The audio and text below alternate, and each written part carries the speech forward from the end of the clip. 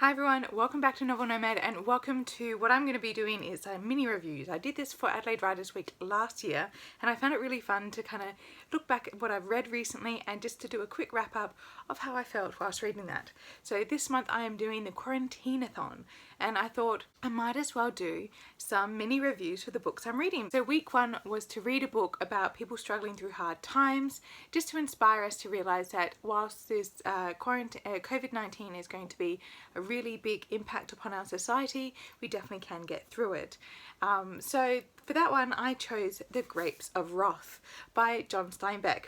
Now I did spend I think 6 days reading this. I wanted to read it slowly. I didn't want to race through it even though I definitely could. It definitely is incredibly readable. I wanted to really slowly approach this one and really want to understand and really deconstruct it as I went.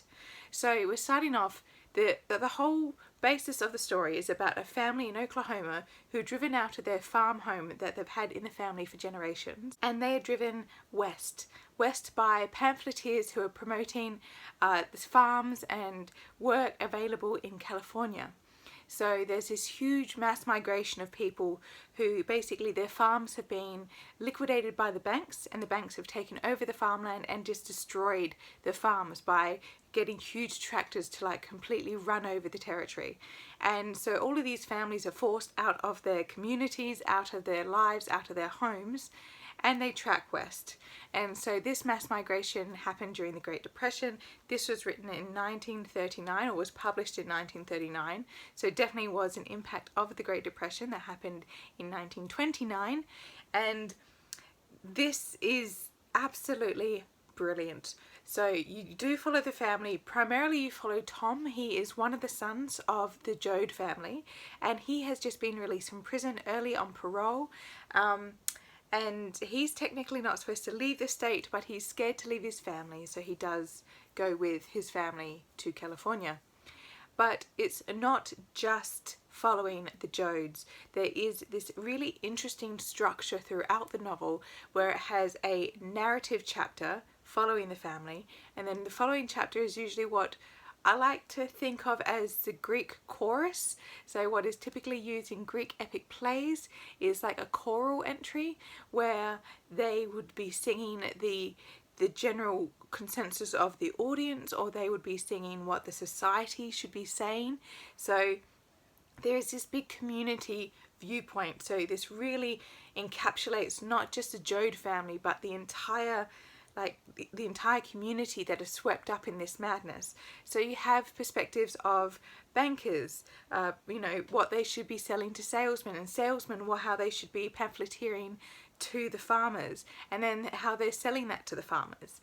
And then the next one might be the used car salesman, how they're trying to make profit and rort the system in a way so they can make the most amount of profit from these people who need these cars and these transport to get across.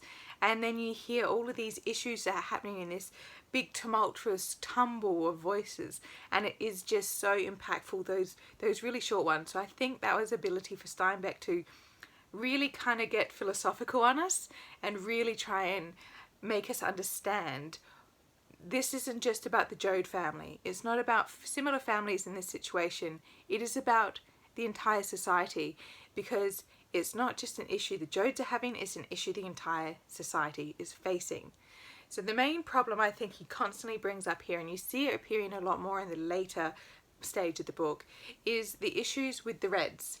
Now I know in the 1920s and 30s there was this huge idea of communism was incredibly popular because the Russian Revolution happened during the First World War in 1917, and it became a really interesting dynamic of politics at that time.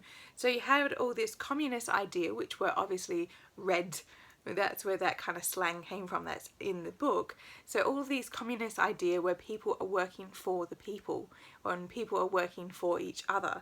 They're not working for someone else, and they're only getting like a tiny amount of profit that they can just enough feed their family for the day, let alone put away savings.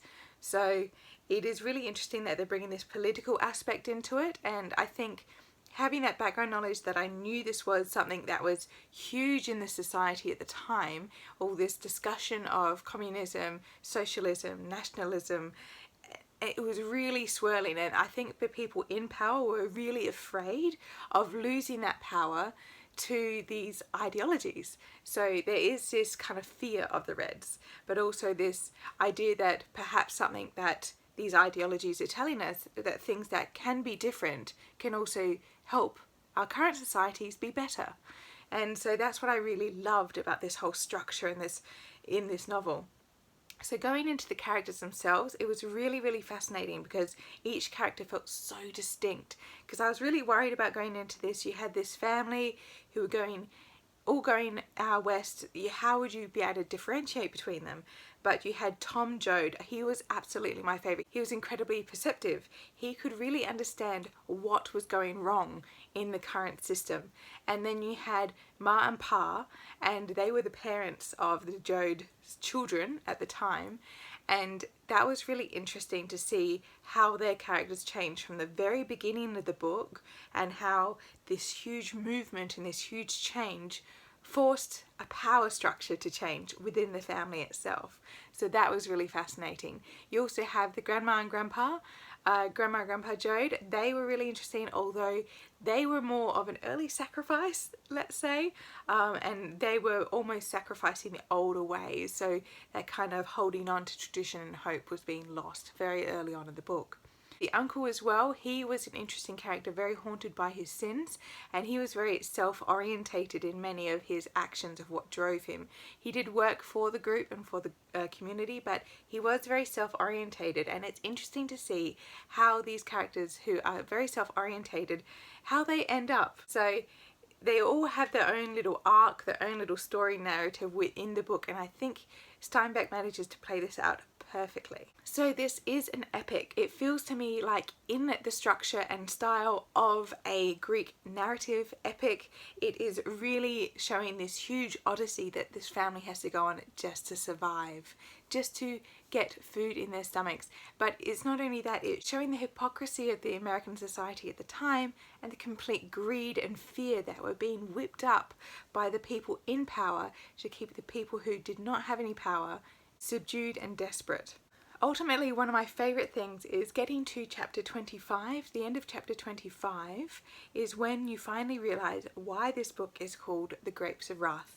I think it was one of the finest 2 paragraphs in the book. It really kind of culminates all together what suffering is going on, and how can you deal with this suffering and realise that this is not going to be impacting the future of your current society. And so I think in a way this book was almost prophesizing what potentially could be the root cause of many issues within American society, but also what was driving American society, and what really still is driving most Western societies is corporate money and greed. So it is really fascinating to see how he broke this down, but he used it in a way to give us a narrative and a larger social structure. So this was brilliant. I absolutely loved it. I completely recommend, if you are up for this chunky and epic of a book, I give it 5 out of 5 stars. So for week 2 of Quarantine-athon, I will be reading 2 books, hopefully, people that are most susceptible at the current stage, and why we are quarantining ourselves and why we are implementing social distancing practices. And that is The Unlikely Pilgrimage, of Harold Fry, by Rachel Joyce, because elderly people are highly susceptible to the COVID-19. And also Yellow Butterfly, which is a story about refugees, and of course they are highly susceptible because they don't have the luxury nor the privilege to social distance or self-isolate. So thank you all for joining me. I hope you all enjoy Quarantine-athon or enjoy your reading, and I'll see you next time. Happy reading. Bye.